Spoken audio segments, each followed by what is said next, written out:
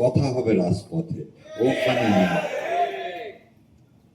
এবার দ্বিতীয় কথাটা শুনি, জামাতে ইসলাম যেটা 12 বছর আগে বোঝে, সারা বাংলাদেশের মানুষ বোঝে সেটা 12 বছর পর।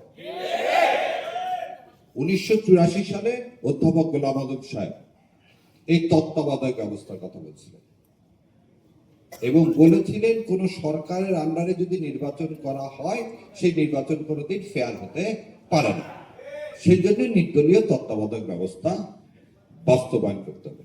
এই বিএনপি 91 সালে বলছিল তত্ত্বাবধায়ক ব্যবস্থা খায় না মাখে, এবং 91 থেকে 95 সাল পর্যন্ত তারা এই তত্ত্বাবধায়ক বিল সংসদে তোলেনি।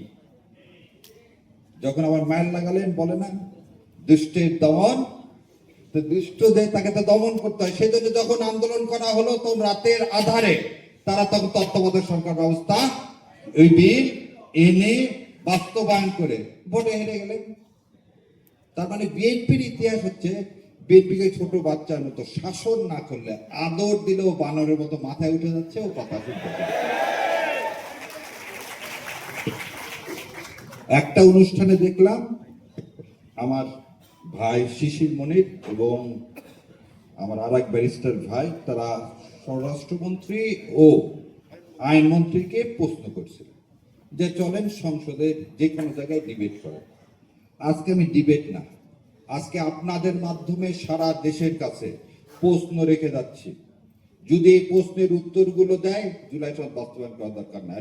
যদি প্রশ্নের উত্তর দিতে না পারেন, কালকে সংসদ থেকে জুলাই বাস্তবায়ন করবেন।